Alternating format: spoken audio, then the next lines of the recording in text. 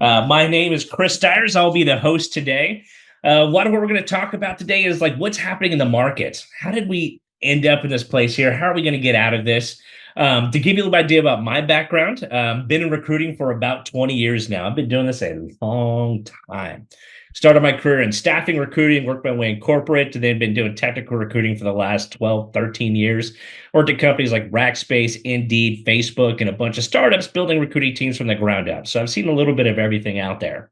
Today, we have a awesome guest with us. Her name is Preeti. She's also one of a career coach with us here at Interview Kickstart. Go ahead and introduce yourself. Thank you, Chris, for that wonderful introduction. Hi, everyone. My name is Preeti Dalwarkar. Like Chris, we are talent veterans, if I can call ourselves that. I've been in the talent acquisition space. So, as a talent professional for over 15 plus years, predominantly out of the Bay Area, so supporting a lot of the tech companies, but also had the experience supporting varied industries. My background spans supporting talent acquisition, recruiting operations, talent attraction or recruitment marketing, as well as leading and owning and driving DEIB initiatives, that's diversity, equity, inclusion, and belonging initiatives. My industries have spanned across staffing to real estate and then to the leading online social media platform, LinkedIn. So I Ah, recently was at LinkedIn, an amazing transformative experience. I've had over close to more than 8+ years leading, developing, growing teams that support multiple orgs, multiple verticals. So technology predominantly is the sweet spot, but also had experience supporting other verticals like product, GTM, GNA, name it, all the functions across all these verticals, and super excited to be here. awesome. Well, I definitely appreciate that. And not to put you on the spot, but I'm actually always kind of curious about this. As a recruiting professional, we have this natural curiosity. But how did you get into recruiting in the first place? I think probably the story with everyone else, you didn't know what to do, and so you joined recruiting. But take it back after I graduated doing my master's, and my master's was an MBA, the closest profession that aligned to me was something to do with marketing and something where I could get into business development. Sales, business development is a first start. And then from there, you kind of get into recruiting because then you Yeah. realize, wait a minute, I'm just talking to the client who is looking for skills. Let me just go hunt for that talent and bring the talent to the door so I can do it full life cycle. And that time, the concept of full life cycle, Chris, if you remember, didn't exist as something as a full life Ah, cycle. You just did it, yeah. not knowing it was coined full life cycle, but being through that. And I think once you get into or entrenched talking to candidates, understanding their motivators, seeing them get excited when they land their go-to or their dream job or their next play, and they are so grateful that you had some role to play in that journey. Oh my gosh, Mhm. that's a rewarding experience, and I think all of us Yeah. kind of thrive on that. And I think anytime you receive a thank you, it means so much because we know what it takes to work, to go through these ups and downs, and also navigate all these situations with the candidates. So that's how I got into recruiting and still going strong. I know TA is not the hottest spot or the Yeah. hottest market right now, Chris, right? But Exactly. still, it's hard to kind of let go of your passion, let go of your strengths that you've built your career on for so long. No, that I appreciate that. And it's funny because a lot of folks, kind of curious about, what recruiters are and what we do and how did this even happen. And you're right. It's funny. A lot of folks do kind of start in the sales world and kind of end up into this. And something I kind of hit on a lot and I really like people to understand kind of like who we are and what we do and why we do it. And it really kind of boils down to is like what people need to understand is like recruiters, we're just salespeople of the HR world.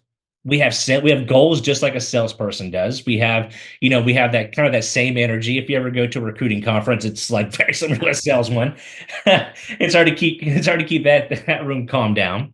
But I love the fact that you touched on, just kind of the impact that we got to have. I mean, that Yeah. was one of the things that really drove me in the very beginning. I mean, I just fell into it one day. I was working in a back office somewhere for Verizon Wireless. Actually, it was a third party company doing support for Verizon Wireless.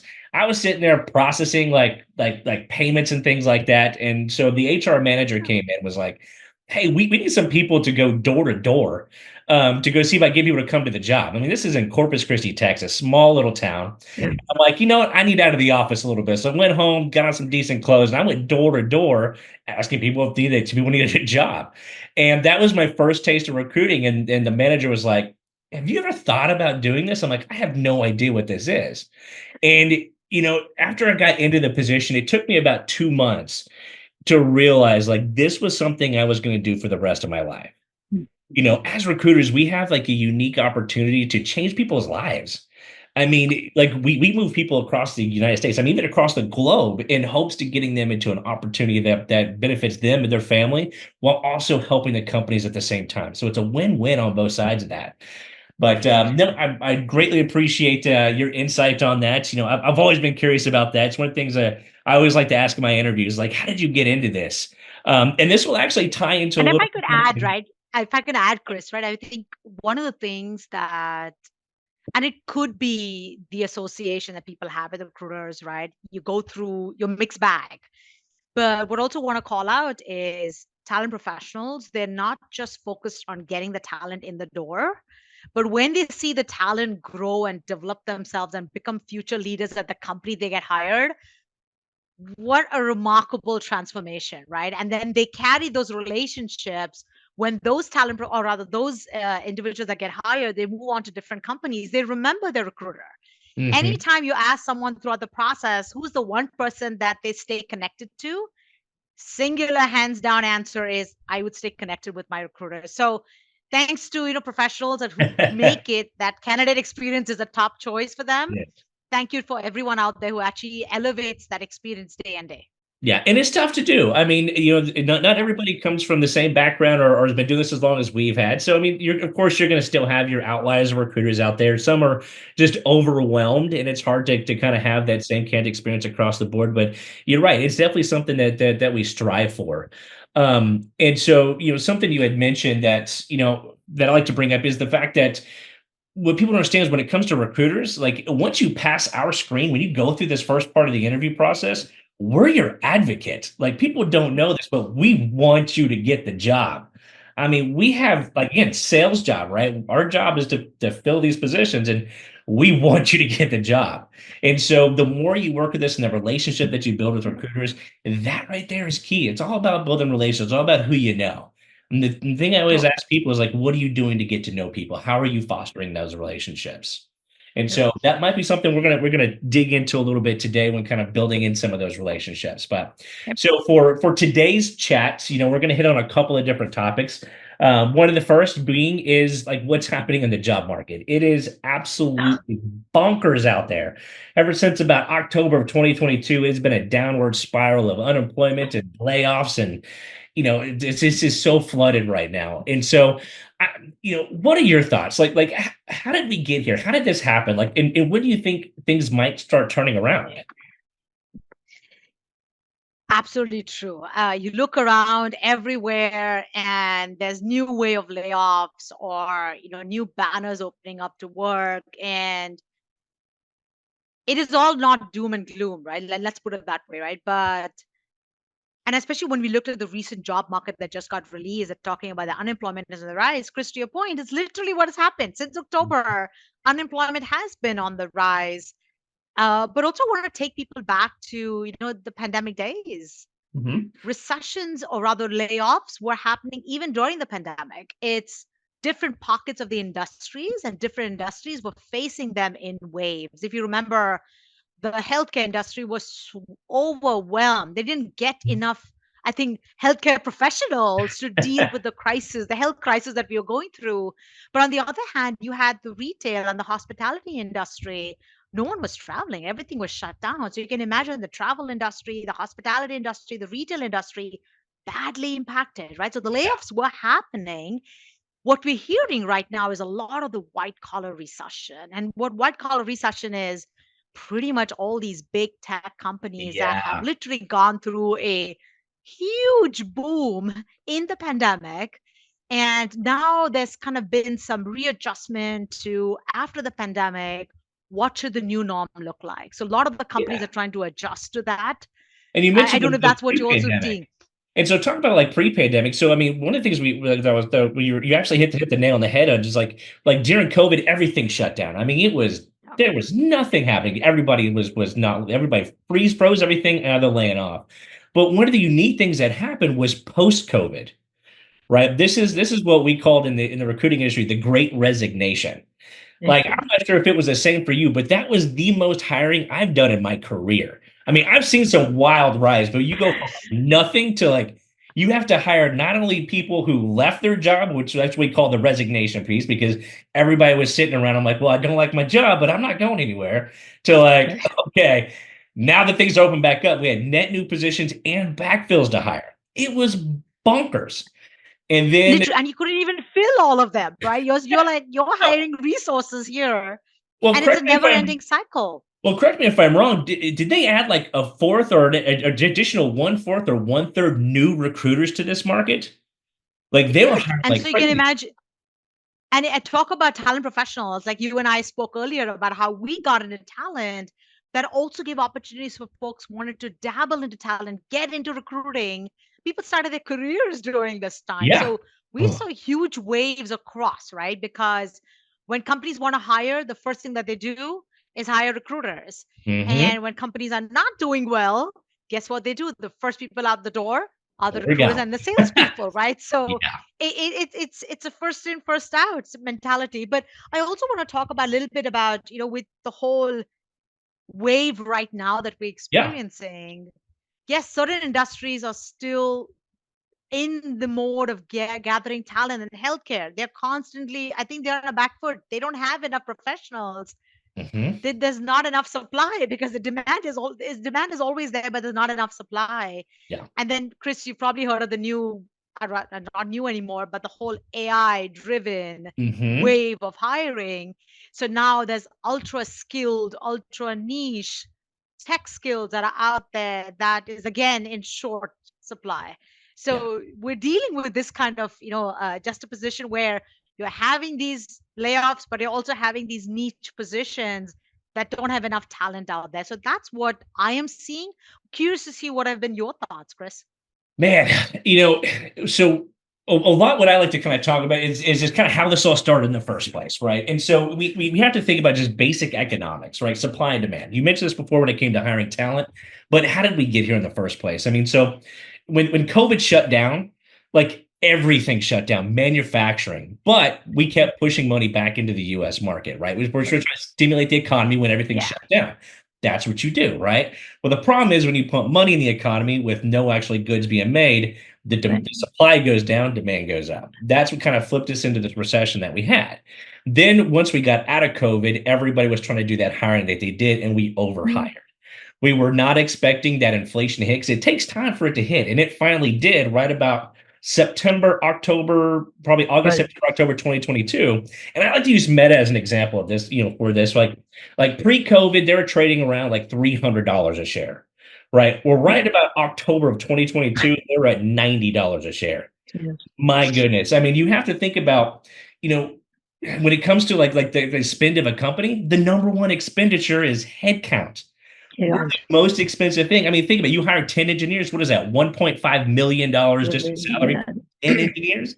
That's insane. So when companies do a layoff, maybe they're spending up here, but Yeah. that stock price goes down. Well, you have to get rid of the burn, right? So that's when those hiring freezes happen, and then you start laying off. But it does take some time for those layoffs to hit the actual stock price because you've got severance packages. Those take a long time to go away. They got to pay all that stuff out, and then things start kind of going back up. Well, if you haven't noticed, Meta went back over to $500 a share. I think they're somewhere close to like 488 now, but a few weeks ago they hit like 553 or like $534 a share. But they laid off 30,000 people, Yeah. 35,000 people. They laid off a ton of people, right? And so these are one of the companies that went so drastic when it comes to all the Yeah. layoffs, where they are now in a place where they're hiring again. But they brought all the recruiters back as contracts. They know it's not going to be something that's going to happen long. But a lot of the new hiring that we're seeing is not a lot of net new. It's only been backfills. It's critical backfills too.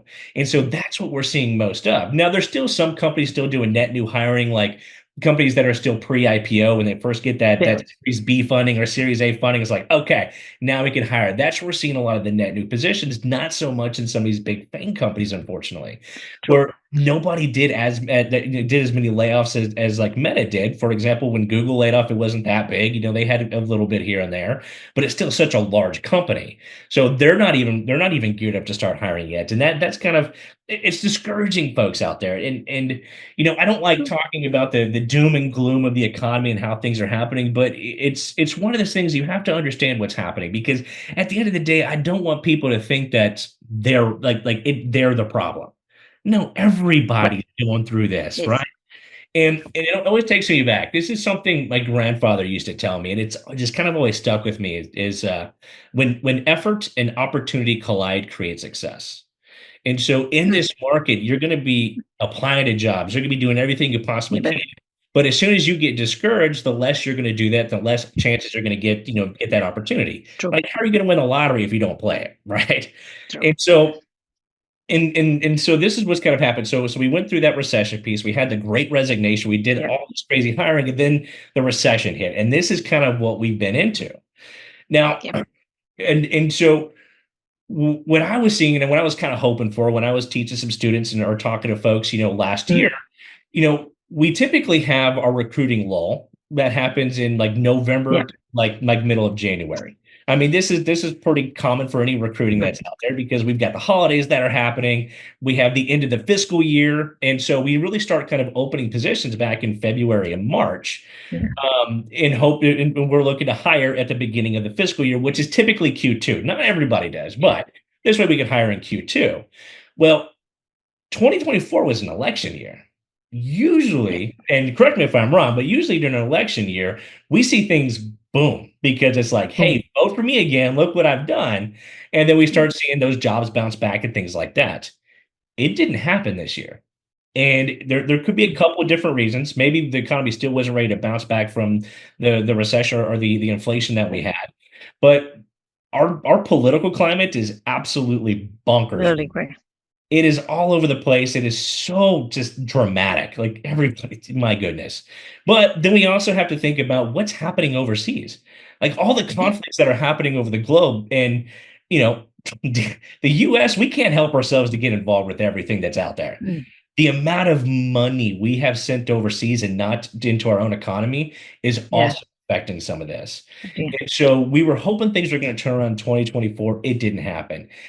I'm starting to think they're like companies are waiting to see what's going to happen in November. What direction Mm. it goes, it still gives them an idea of what the next 4 years are going to look like.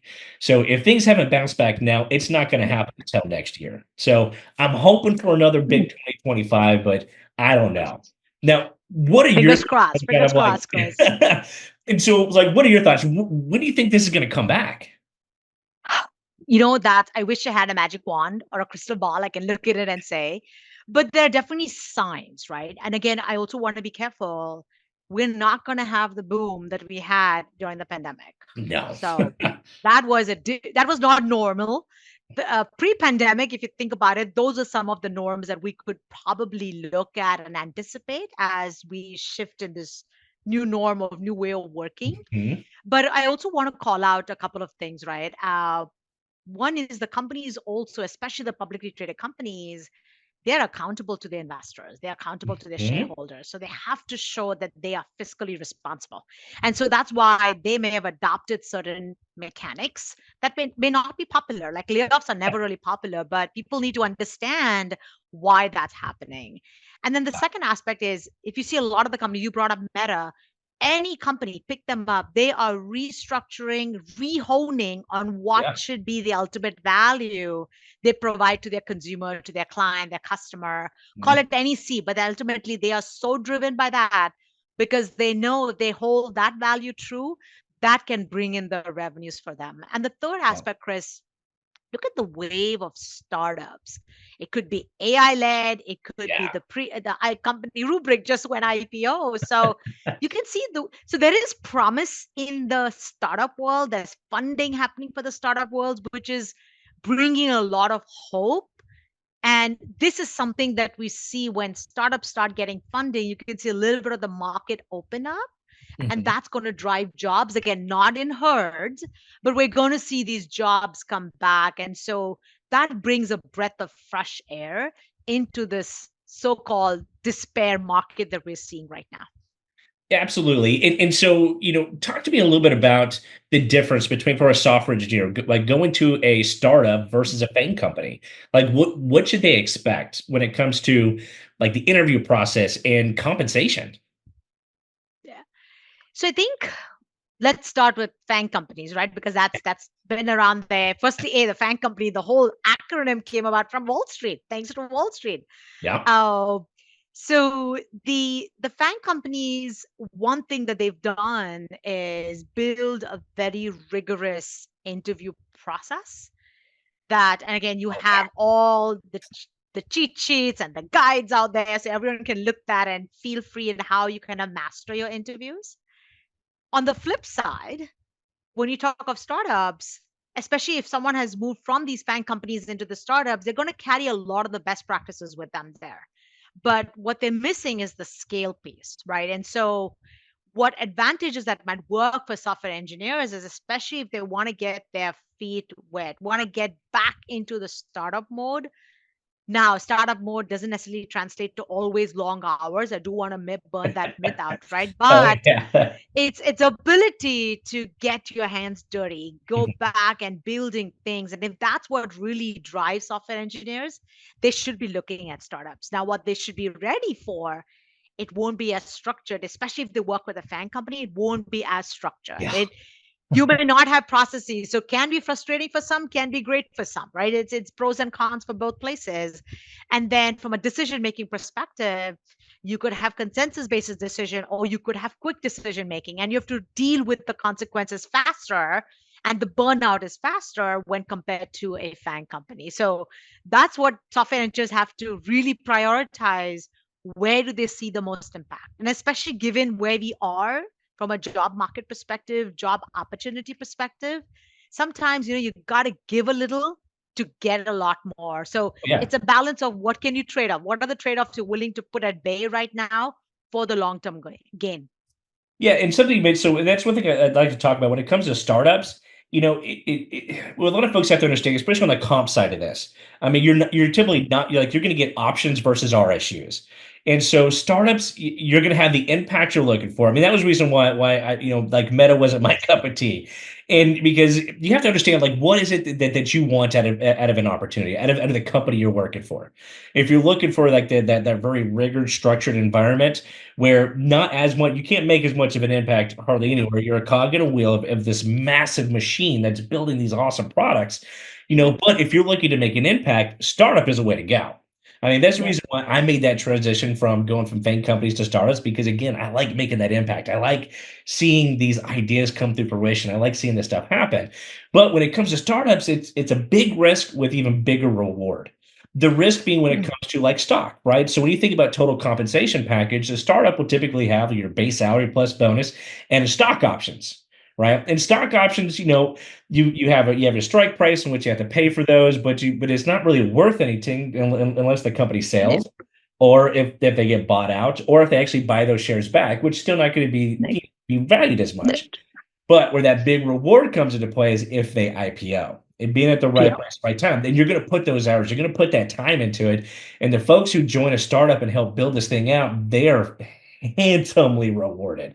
I mean, yeah, imagine if you were a founding engineer when Uber IPO'd at like $34 a share. I yeah, mean, they retired. So startups is a great place to go. And it really comes down to is like, what do you want out of your opportunity? What do you want out of your yeah, next? Because you have to really keep asking yourself until you get down to the nuts and bolts. In interviews all the time, I'll ask people is like, what are you looking for in your next opportunity? And the one thing that people tell me that just like grinds my gears, I'm looking for growth. Okay, I can't add 2 inches to your height. What growth are you talking about, right? Like, do you want to grow your skill set? Okay, what skills, what technologies do you want to grow into? Okay, good. You want to get more into containers. You want to start using Kubernetes. Well, what have you done so far to get into it? Well, nothing. yeah. Are you really that interested? Right. So really keep asking yourself till you get to the nuts and bolts. And once you have that down, then you can start identifying, is FAANG the right way to go? Or is it startup Correct. or medium-sized company? Right. So being able to map this stuff out for you really kind of helps decide which way to go. Now, the market has a big, a big influence on that because, yeah, maybe FAANG is kind of lined up what you're looking for. You're looking for that comp, you're looking for that stability. Not a lot of FAANG companies are hiring right now. So True. in this market, the way you got to look at it, this is survival mode, right? This is a time you're just trying to survive it, right? This isn't, it's very difficult to grow your career in this type of market. There's so much competition out there. I mean, what was My the, God. what was the last position you were working on? You mean from a skill set perspective? Yeah, from a skill set perspective. Like for an example, like I just recently hired a site reliability engineer, and I opened the job on a Friday, and then by Monday morning, I had like 800 applicants. Um, It's I've been insane. hearing about that, Chris. That's crazy. Just to go back to your startup piece, I also want to call out one thing is given where the market is, if you want people to build their skills, here's an opportunity. Why not join a startup, build your skills? You could Yeah. be stretching yourselves into areas that you didn't even realize that you are building your strengths in those spaces. But don't expect every company to get IPO. That's number one. Every Yeah. startup company to get IPO. They could take their own cycles, depends on the series of funding they're in. Also, and if they do IPO, don't expect every company to be like an Uber or Google, right? I know. Yeah. That's what's one in million. I think that you don't get too many that out there. So it's both pros and cons, right? But once the economy comes back to a new normal that everyone's expecting, by then you've at least built your skills Mm, that allows you now to take that quiver of everything that you have and now transfer it, whether it's a FAANG company, non-FAANG, mid-tier. Now you're even poised for the next growth, to your point, the yeah. next growth opportunity that people are looking for. Um, to talk a little bit about compensation, it's interesting, right? People again, what floats everyone's boat. To your point, you said about stock options, right? Some people prefer that over RSUs, but people who've been in RSUs understand there's a vesting and there's a cliff, but you're committed to being with that company. You're kind of handcuffed, white gloved, chained to Yeah. that company for the number of years you're with. So I do want to call out that distinction Well, that most these options folks, have a right? vesting period too. So options and RSUs both have vesting. So most of the time, Correct. it really comes down to more of like the impact of work. I mean, at a FANG company, like RSUs is cash money. You just gotta wait for it to vest. That's money. Options, it's not worth anything until something happens. It's correct. And to your point about the skills and the number of applicants, that's what I've been hearing from everyone. It's like, you got 800. I've heard people are getting north of 1,000, and so they literally come back from the weekend and they're taking down job postings Hmm. simply because they're just inundated with the applications rolling in and Yeah. sifting through 1,000. Not easy for any recruiting Oh, team, right? Not not at easy for all. that recruiter to go through 1,000 applications and trying Yeah, to find the gem out of that. It's because not happening. each each next resume is equally talented, right? So you're trying to pick from the best of the lot, right? That's out there. So Yeah. it's just a tough market when it comes for competition right now. It absolutely is. Now, circling back a little bit, we're talking about, the bounce back, right? So we talked about kind of like how it happened and my thoughts on what I think is going to happen. Like, what are your thoughts? Like, when do you think this market's coming back? Oof. Seems like the goalpost gets moved out, Chris. Yeah. It's like who moved my Ain't cheese? that the And I think the truth? cheese is getting moved.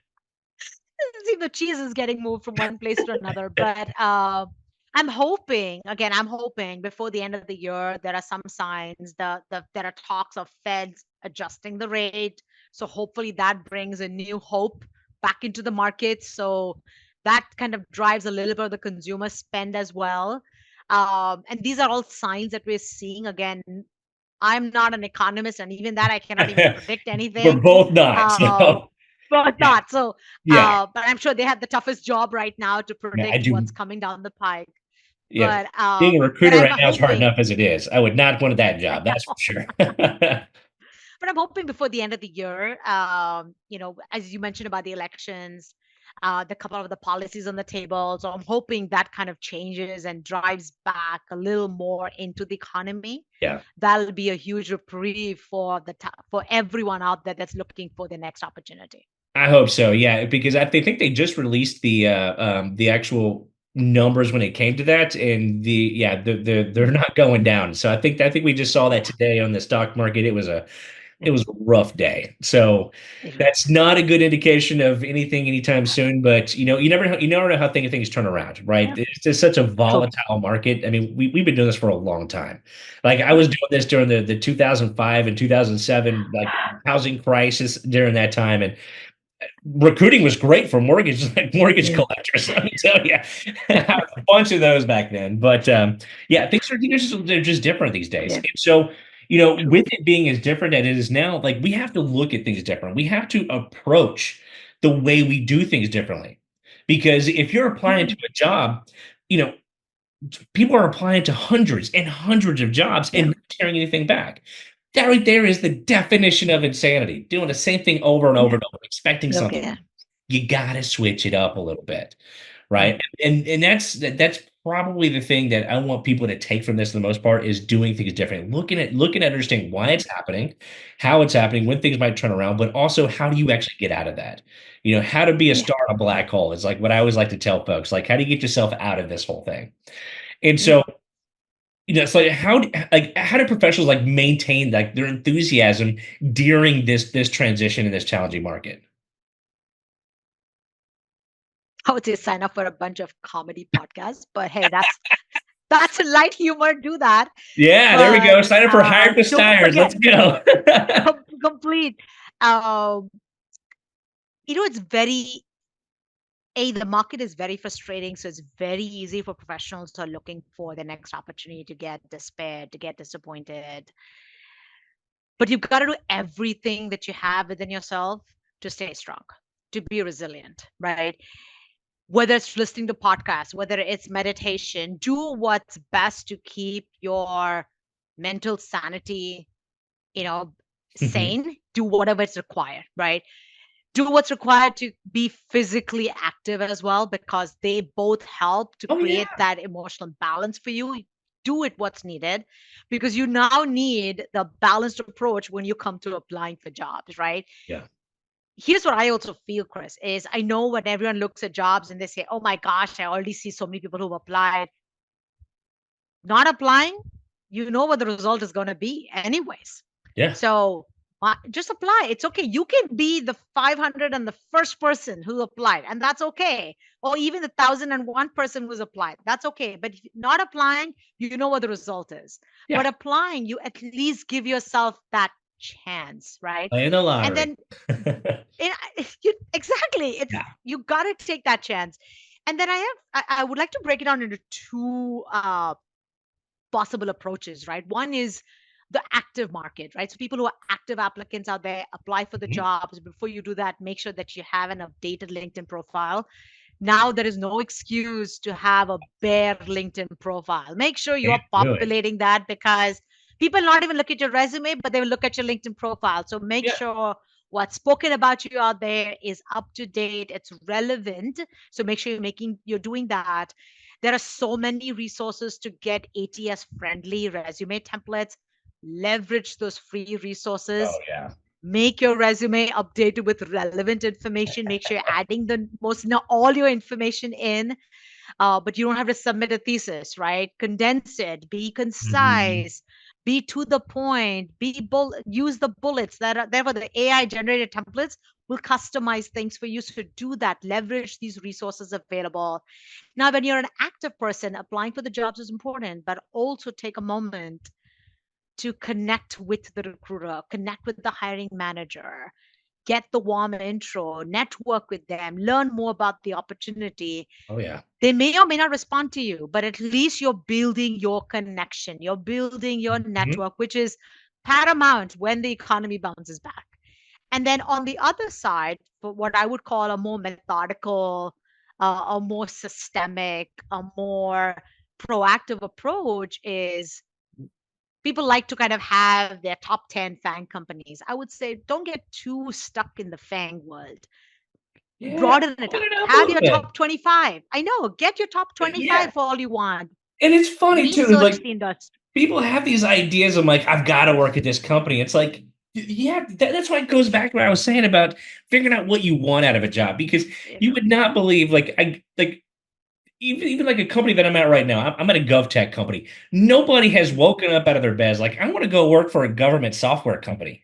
Nobody does that, right? But it's Does once that. you start having conversations, you get into them like, oh, this is actually check marking a lot of boxes I'm Does. looking for. So Correct. open your horizon a little bit. Get into a different industry. Change some things Yep. up a little bit.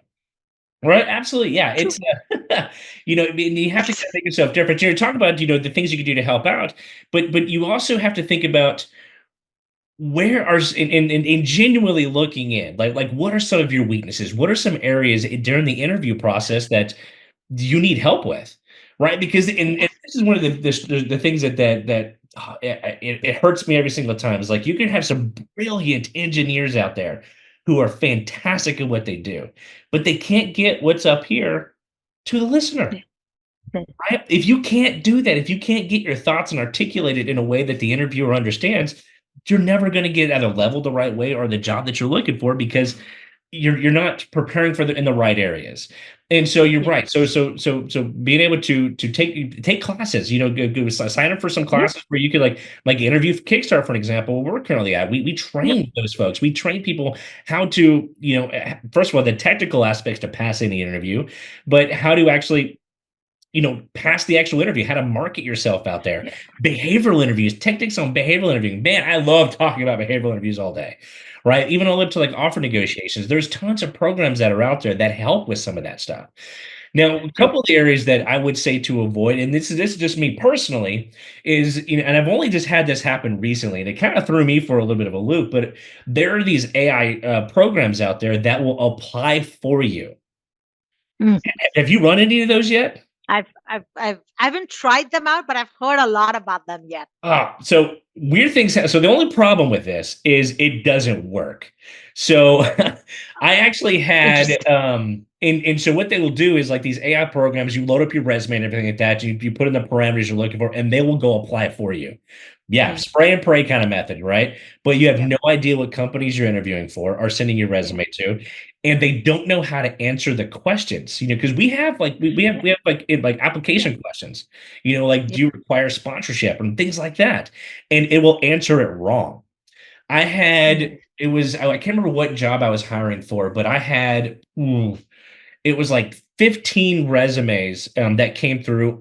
All clearly needed sponsorship on the thing, but in this role that I couldn't do it with, but they said that they didn't need it on this. I think And then I was like, okay, this is weird. I'm getting a bunch of these. something's And wrong. then all of a sudden, I had 22 emails all at the same time from different people with the exact same message. And it was the AI software messaging me to help kind of Yeah. get in the front of that. I'm like, okay, I understand the want to do that, especially in a market like this. But to tell you the truth, Budget. not a fan. Immediately, like that's a Yeah. disqualifier for me. You're not genuine. You don't really know what you think about my company. That's not going to work, right? So you Yeah. can do that, but make sure you are prepared. If I cold call you and it's like, hey, I saw that you applied to the job. What had you interested in this? I called all 22 of them because I was more curious about it. It's the first time I saw it. Not a single one of them could answer the question. I'm like, oh, what company is this for? I have no idea. I'm like, were you using it? True. Was like, oh yeah, I was using this thing. I'm like, oh no. And it's funny you bring that up because when I was talking earlier about the methodical approach, and it's super important to do your research. Even if you take Yes, 25 yes. companies, do your research because your research, what I want to allude to is get onto LinkedIn, look at the company page on LinkedIn. Yeah. LinkedIn has people who work at that company. If you're in software engineering, look at the people who are in software engineering and what you may run into people, run into connections that you may have worked with in the past. Maybe your second degree connection may not be a first degree, but find resources this way because you can get them, if they're your connections, Yeah. get them to refer you to the job. If they're not your connections, great way to send them an outreach template, network with them, build a connection, and Mhm. then get them to refer you, right? Oh Because yeah. at the end of the day, what people forget is it's not just a give and take, but okay, how do we now take this relationship to the next level, which is all about networking. Ooh, you're talking How about do my we network? favorite things. Oh my goodness. I Right? love How do we take referrals. this further? Because that's amazing. I would definitely want to give it to you to talk about referrals, but that is the one thing I definitely want to talk about. And also sometimes you can leverage a lot of them to get you the warm intro calls. I've heard of so many people get intros to the directors, to VPs of the company using the network channel. Why not use all these resources that are available to you, especially in this market? But it's about who you know. What are you doing to get to know somebody? Now you worked Yeah, at LinkedIn. What is LinkedIn for? Tell everybody, it's all what is about LinkedIn for? LinkedIn is a number one networking platform, but more importantly, it creates economic opportunity for every member of the global workforce. So everyone comes to LinkedIn for their own respective needs, right? People come to LinkedIn, hey, because I get this fresh content, this rich content. I get an opportunity to connect with people. I get an opportunity to build my network. I get an opportunity to follow pages. I get this huge bust of or boost of information that comes to me that allows me to grow me as a professional and also allows me to now branch out and leverage a lot of these learnings and translate them into wins for me. So people can come to LinkedIn for a variety of reasons. Use all of them Yeah. because right now it's available to you. So use all of them. Follow pages, follow the news, subscribe to newsletters because a Mhm. lot of the talent professionals are sharing wisdom out there. In fact, if you follow some of the top leaders, like could it be Jack Welch or even Jeff Weiner for that matter, follow Mhm. them and see what are some of the leadership principles they're sharing. Because if you are a leader and you're looking for your next play, you want to hear from like-minded leaders. You want Yeah. to hear how did they navigate challenging situations because that is something you can build and learn from. And these are lessons coming to you at your doorstep. You're literally clicking on Free. LinkedIn, and it's right there in front of you. Yeah. So maximize the value that's coming out of that platform. Yeah, it's about networking. That's the thing people don't understand. Yeah, It's like it was literally built for you to network with like-minded professionals. Yeah, you're yeah, gonna have some outliers on there that post on there like it's Facebook or something because they have nothing better to do. But majority of the time, it's about professional networking. It's about building your actual groups that are in there. And it's so important to actually utilize the product for this. And this is where I talk a lot about, marketing. Your resume and your LinkedIn profile is oh, marketing it's material. That's all it true. is. You're marketing your skill set to an audience. And you have to look at your resume and your LinkedIn profile like marketing material. Just you think about it. One of the first rules of marketing is know who your audience is. Mm, Market to your specific audience, right? And a lot of people have a hard time doing that. And so when it comes to like building either a resume or a LinkedIn profile, you have to keep that in mind. Like who are you trying to catch the attention? nutrition. If you have a well built out LinkedIn profile, it's going to have all of the keywords we're looking for. I mean, we've been using LinkedIn Recruiter for decades at Right. this point in time. We've used it for a really long time. And this is, especially for software engineers, this is our number one source to go Wonderful. find people, right? We're not using Indeed. We're not using Monster, if that's even a thing anymore. We're not using these other platforms to go find software engineers. It's LinkedIn. That is where we go for this. So you need Yeah. to build these things so this way you're marketing yourself to recruiters so we can go find you, right? And the best way to do that is number one, please use generic job titles. I cannot stress Yes. that enough. My goodness. It's too easy to, I understand. Like you want to make sure that your job title that you have at is relevant to the company that you're at, but it doesn't mean that that's actually what your job means on the outside world. Okay. Right. And so if you are, it was funny, like I worked at a company we would call like engineers like fanatical engineers. That means nothing in the real world. Nothing. At Meta, we don't use job titles like senior software engineer. It's E5, E6, right? You just an actual title to that. So you need to be using titles that represent your actual experience to the actual real world market that's out there. Correct. For an example, I don't know why banks do this, but I'm not sure if you've seen this, but they hand out VP titles like you're at an Oprah show. That's You're a VP, you're a VP, you're a VP. Everybody's a darn VP, but that's not how the real world works, It- especially in software companies. yeah, it VP doesn't. is a manager of managers of a manager, right? And if you're an IC VP at a bank and you're trying to get out of banking, take that off your resume and your LinkedIn Yeah, profile immediately. Unless yeah, you're targeting other banks, they'll understand what that looks like. But again, it's knowing who your audience is, right? correct. Oh, drives me bonkers every single time I see that. I was like, was this really a VP? And I start having a conversation because I'm trying to hire an actual VP. And they're like, oh no, I was an IC, but like a technical lead kind of Yeah, thing. Like, but you were making, how did you get that title? Yeah. I don't get it. yeah. I don't get it. But And also maybe Chris have people proofread, right? Proofread resume, proofread yeah, your yeah. LinkedIn profile. People are more than willing to give you critique and give you feedback, right? Oh, Might as well maximize that, right? Your acquaintances are for a reason.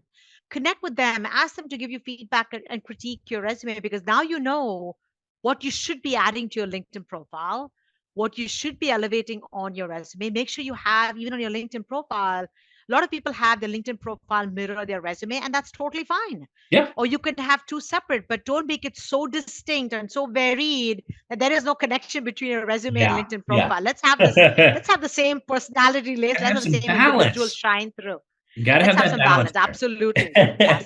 And so, And even please when have a professional picture. I would definitely highly, highly recommend yeah. and have the right tagline because that is what, to your point, you Oh, speaking about taglines are recruiters great. reaching out, that's how they identify people. So Mhm. call out if you've joined, if you've been in groups that you're part of, you've done some certifications. Great way to showcase all your accomplishments.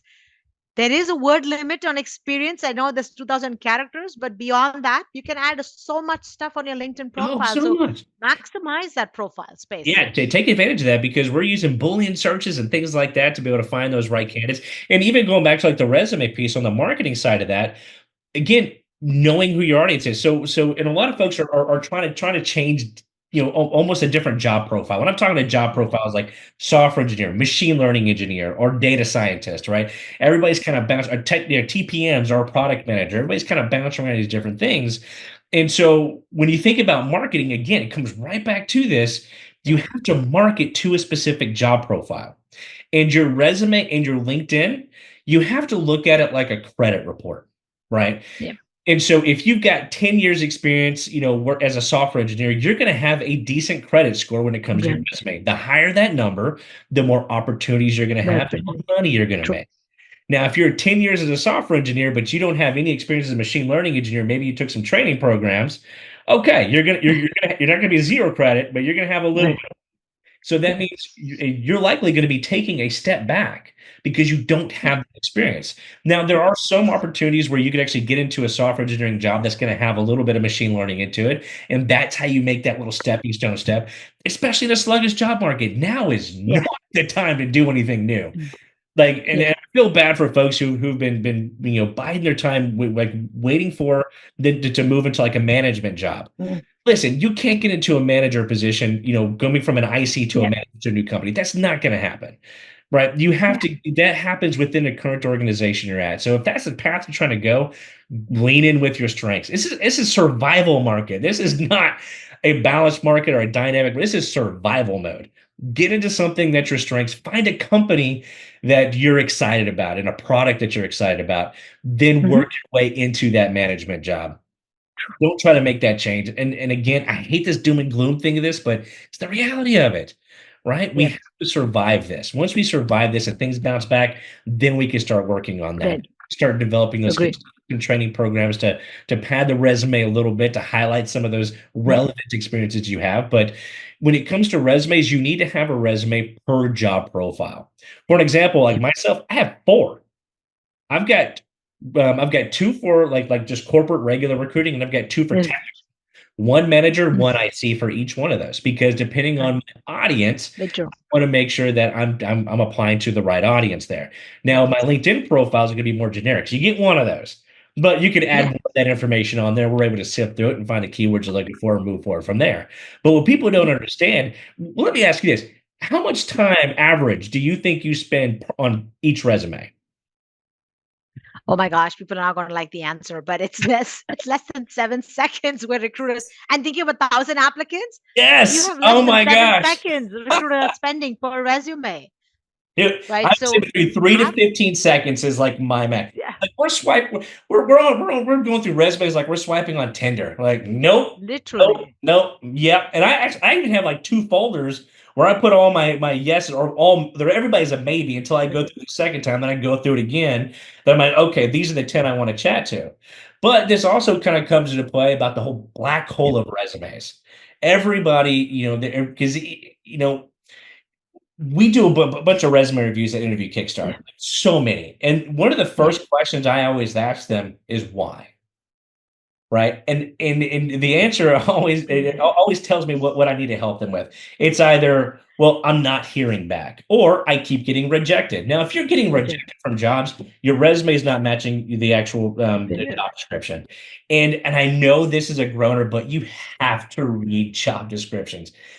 And I know they're Yeah. all you have to, but if you're missing something on your resume that's on here that you can do, make sure you add it because that could Yeah. disqualify, right? And so it's having that attention to detail is going to help you there. But so talk to me Totally. about the black hole of resumes. Like what does that mean and like what's happening there?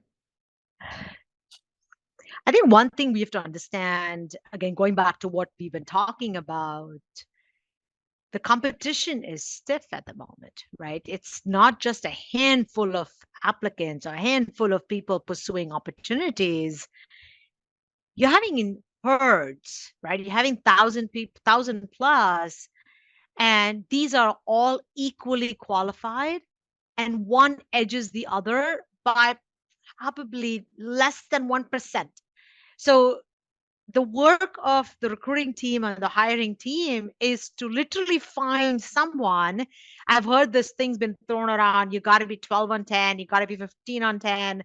It's not a rating system, but the teams are figuring out ways to be innovative in how they shortlist that pool of 1,000 to Hmm. maybe 30, maybe 25, right? What is a sizable number that a recruiter can manage to get one hire from this rack, right? So it is a black hole, but to your point is understanding what the job entails, understanding the job description, and making sure that your resume calls that out and don't have it in conflict with what's on your LinkedIn profile. So if Yeah. you're a product manager and you're applying for a program manager and your LinkedIn profile is all product, but your resume is program, there's a huge mismatch here. Yeah. So you Wires got across. to be very clear. What are you trying to achieve? Again, both are amazing roles, amazing opportunities, but you have to be very clear what are you pursuing for, or customize your resume that aligns with your background. You can't try and fit the job description 100% of the time, but make sure Oh, that it's you and your experience that's through the resume that you're reflecting. Chris, yeah. what has been your experience here? Oh man, yeah, it's definitely a black hole of resumes. But you're talking about, a lot of applicant tracking systems. Now, for those of you who don't know, Mhm. like an ATS is like that is our main source of everything. Mhm. Like everything happens in here, whether this is where we post jobs, review resumes, send emails, hire people, schedule interviews. Everything is done in this applicant tracking Yeah. system. And so a lot of them even have like these AI tools that you can kind of look into Yeah. that. Now, I'm not sure if this is just happening to you, but I don't trust them for nothing because we actually did a study. We tested out three different applicant tracking systems with the same resume and the same job description, and I got Mm. different numbers for everything, right? Because Oh, not every AI system is built exactly the same. They're always going to identify something a little bit different. And so when it comes to applying to positions, especially in survival market, you have to make sure that you meet every single bullet point for minimum yeah. qualifications. If you're missing even the slightest one, That's don't minimum. bother applying, Yeah. right? Now, also, you need to hit majority of the preferred qualifications too. Innovation.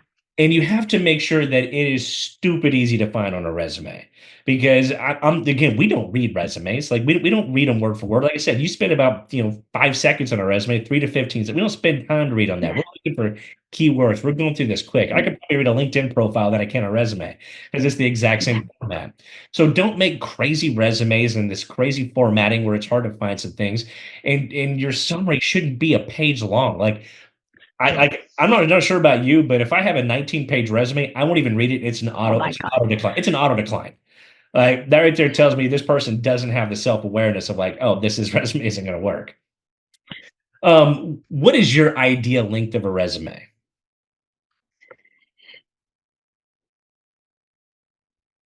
Ideally 2 pages, Okay. but it's okay to get to three. I think keep it less than four Oh yeah. because again, you're thinking about attention span, you're thinking about what it should cover, what it should bake in that. Also, to your point of the resume, is there are a lot of resources available Oh yeah. that can tell you what a template should look like, how the word, how it should sound, have the verb, have your action, have your results. You have a lot of these templates that are already ready. All you have to do is plug in and play, Oh yeah. right? Use these resources. Like you don't have to create things from scratch. Use these resources. Uh, most of these ATSs can read a PDF format. That's an Oh, easier don't format. even start on PDFs.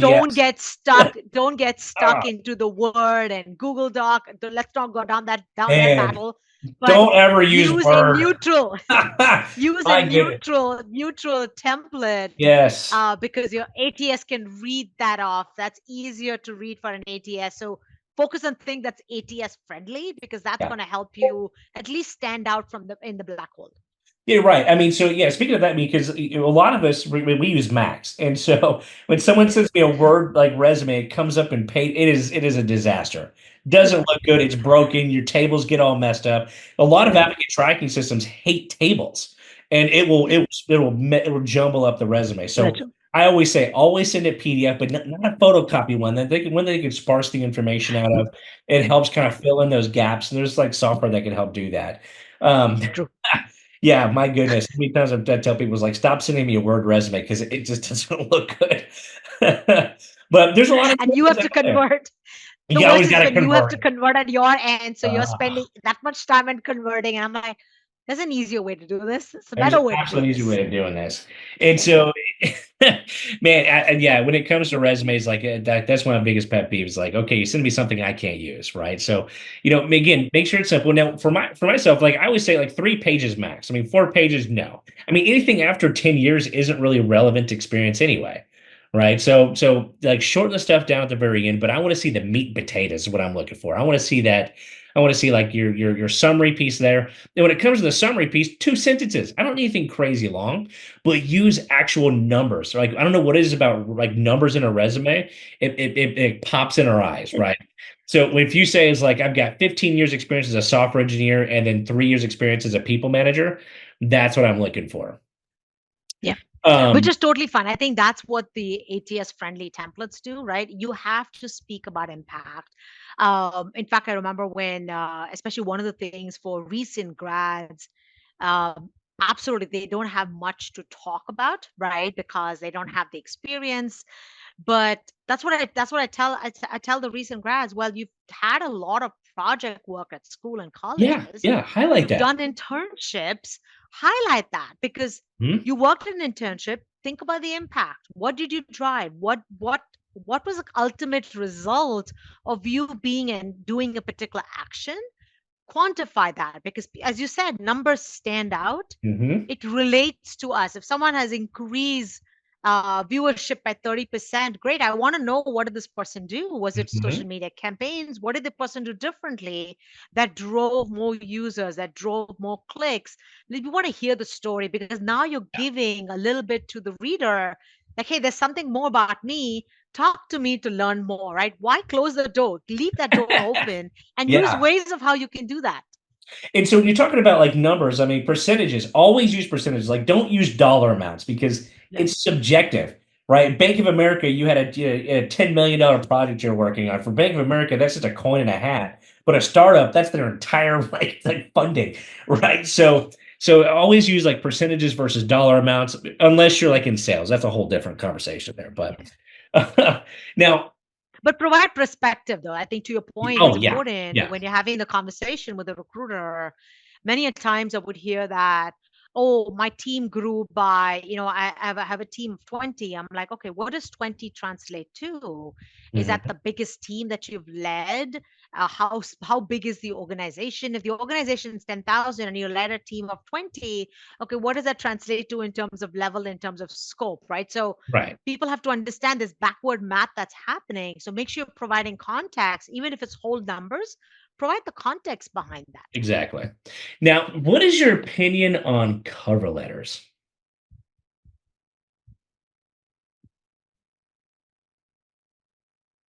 Hit and miss, hit and miss. But I would also say it's an extension of who you are.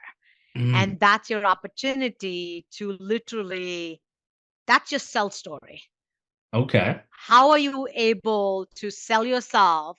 Again, don't make it 2 pages cover letter, a short cover letter, Oh my half a goodness. page, but why are you the best fit for the role, right? So if you have an opportunity to submit a cover letter, to your point, Chris, what you mentioned earlier, it's your marketing tactic. Do not let go. Please submit a cover letter, but be very intentional in a cover letter. So it's not very generic, but it speaks to who you are. It speaks to your skill sets. It speaks to your leadership qualities. And it addresses the role that you're trying to impress or the company you're trying to attract or rather apply to. Sure. Let me ask you this. How many cover letters have you read? Like, how often do you Now, read cover letters? ATSs, yeah. So I Yeah. would some of the ATSs allow the cover letters to come through. So I'll be honest with that.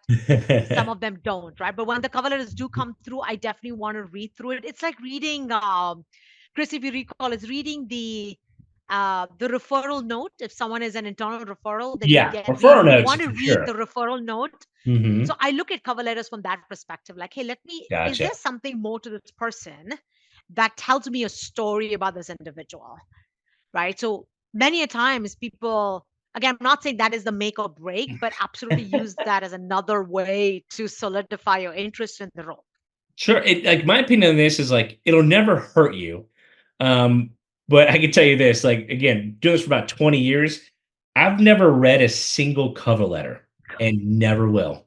Because again, we're going through these things too quick, and most and almost every cover letter I get is exactly the same thing. Like, I Yeah. was even at the point now where a company did require a cover letter. Like, I hate cover letters so much, I had ChatGPT write me one. I'm like, "Here you go." Like, I don't even care anymore.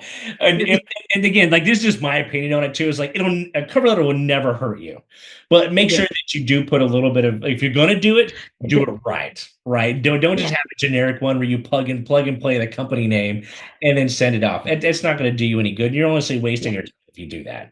Um, Truly. so I always like talking about this. I'm always kinda curious where how other recruiters look at cover letters because I'm gonna be honest, don't read them. I don't have the time for that.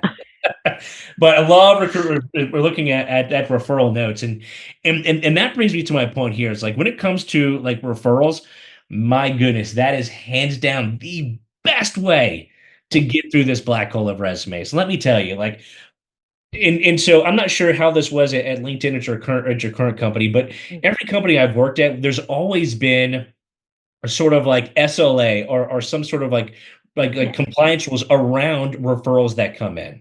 We've even had teams where teams were just handle referrals. And what a lot of people don't know when it comes to our applicant tracking system, it honestly does not matter where you apply to the job. It could be on LinkedIn, Indeed, the company website. It does not matter. Everybody goes to the exact same place. This is the application funnel. Yeah. Everybody goes in there. Now, in that, we're able to do like easy Boolean searches to be able to find resumes that have the keywords you're looking for. It may have that AI tool piece of that. Some junior recruiters might be using that more than others. Like me, I just don't bother with it. I want to actually see what it is because I don't trust it just yet.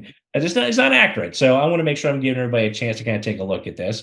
But there are times we will use some of those keyword search. Like I was hiring a cloud security engineer, but you didn't have Kubernetes experience. Like that was in the job title. And it was so funny because it was a cloud security engineer. I would say about 1/8 of the resumes that applied were security guards. So I would just go in there and just type in Kubernetes. And if you didn't have Kubernetes in your resume, I Right. rejected everybody who didn't. Yeah. And then I would start going through this, but I would still have a ton of applicants. And so a lot of folks keep talking about like I'm applying to jobs, but I'm not hearing anything back. It's just a Mm. constant thing of just applying, and you've applied to hundreds of jobs. You might hear something back about 4 months down the road. And so when we were talking about this earlier, when it comes to like networking, this right here is Mhm. hands down the best way to do that. Now, there's a lot of other Yeah. avenues to get referrals. You can go to websites like teamblind.com. Great Yeah. resource. It's like Glassdoor meets Reddit. Everything's anonymous on Right. there. You'll have people like if you go type in Meta referrals, there are posts on there that will actually be was like, hey, if you want a referral, just DM me and I'll refer you because people understand the value of Mhm. referrals. I mean, people don't understand the whole purpose of referrals or the referral bonus we Mhm. pay is to get candidates we otherwise would not have found. And hopefully we'll talk to some Right. people that they've worked with in the past to really kind of give us good quality folks. So we Yeah. treat referrals with a white glove service. You get to skip to True. the front of the line where everybody's going to the application funnel. Referrals have their own red Yeah. carpet, red rope little path to get into there. And every referral gets viewed, every single one of them. Right. And again, those SLAs, we either have to reach out to you to have a conversation or we reject you. 90% of the time, I'm going to have a conversation with you because number one, it's out of respect of the Mhm. referral that's coming into it. But hey, you never know. This is somebody who took the time to do that. Now, referral bonuses. Yeah. I've seen Mhm. everything from like $500 to 20 grand. If you Nice. think I'm kidding, I think it's a Accenture who does this. Accenture has hot jobs, and anybody Yeah. can refer somebody to it. Yeah. 20K a pop. So I Yeah. knew somebody at Meta who almost made as much as his base salary based just like Well, referring. Chris. It's crazy, and people don't get it Side now. hustle. Side hustle, Chris. That's what It's a people side do. Yeah. hustle, exactly. They're taking our job, right?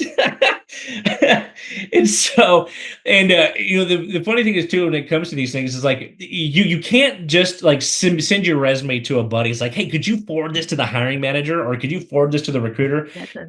No accountability. You can't just do that. You Hey, have to make sure that it's submitted into the applicant tracking it, system. View that method. true. There's no that way that they get paid for the referral bonus, and you don't Yeah. fall through the cracks. And a lot of people misalign that. Yeah.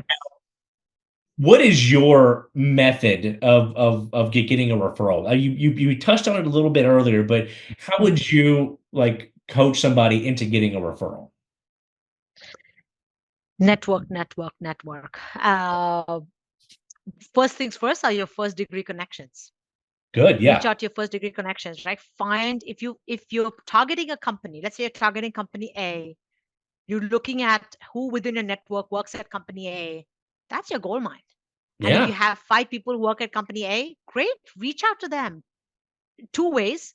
Reach out to them because you want to stay connected with them because your first degree connection, hmm, but also you want to learn more about this company. Like, does it align with what you've been yeah, hearing, you've been reading? So, hey, this is the company A. I really want to work here. Now I see opportunities at this company. Great. Which of these 5 folks are willing to make a referral for you? So it's a little bit of taking a longer route, but it's a short route of getting a referral. So yeah. definitely use that. That's your first degree connection.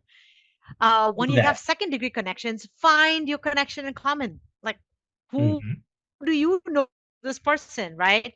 Get that intro. Again, a slightly longer route, but power of the network. Like, network with people to get them to refer you. But don't ask for referral right out the gate because you're not going to get the responses that you need. Love So it. You got to be foster that smart in how relationship. you reach out, right? Foster that relationship. Create the what is in it for them? Like, why should they even reach out to you? Why should they stay connected with you? But once you've built that connection, now ask for a referral and be okay to hear the word no. And that's okay. You cannot expect everyone to say yes to you. I have an answer to that You though. have to be Check this ready. out. This is something that I like I discovered when I got laid off in March, right? I mean, all if you're a recruiter and you were laid off, you know how bad it is. My Yeah. goodness, was it horrible. To put it in perspective, like I remember when I got laid off in March, this was back when LinkedIn would actually post how many people I applied to the job through LinkedIn. Now it Mm. just says over 100 because they get 100. we get discouraged. Ugh. I remember like when jobs would open up for like in 5 hours, there's 1,200 applicants. Within a week, Oh, there was like 12,000 applicants. I mean, mhm. like if anybody's struggling to recruit Crazy. in the market, like we have it the worst. I mean, I'm just Ugh. gonna say that. I mean, because if you're not hiring, you don't need us. Sorry. And so I wasn't going to apply. And so one of the things that I found out is, again, it's about building those relationships, and you hit the nail on the head on that. But the thing is, the first goal of getting a referral is building a genuine human connection. Your Mhm. first goal is to make a human connection. And it's as simple as that. So let's say, for an example, you're interested in let's say PayPal. Okay, this is you saw a job posting on PayPal and you're excited about that.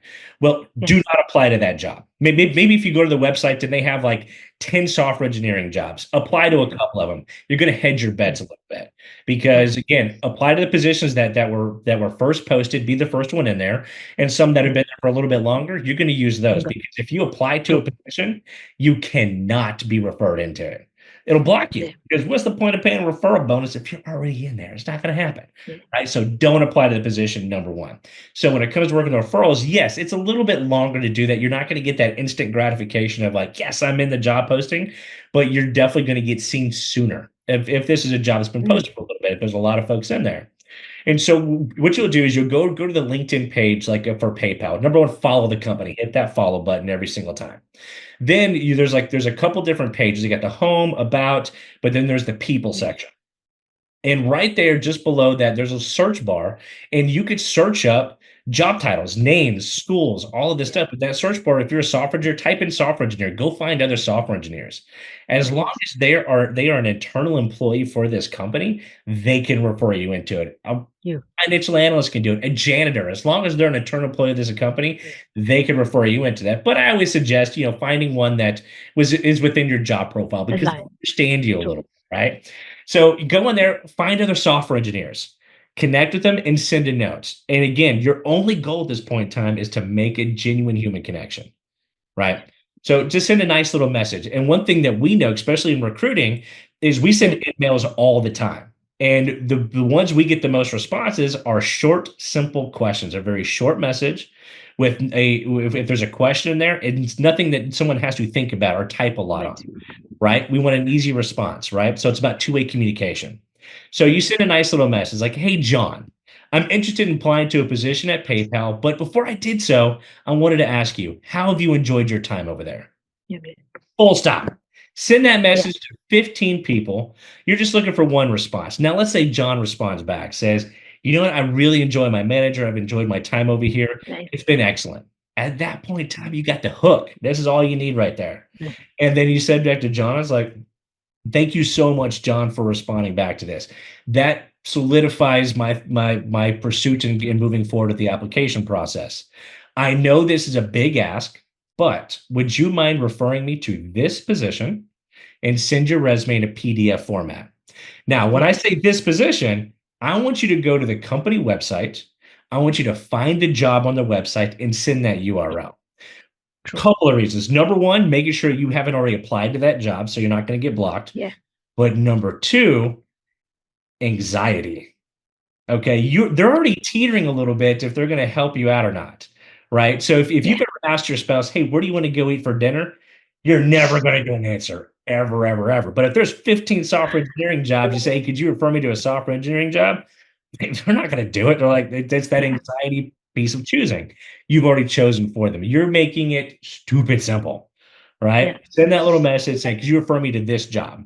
Right?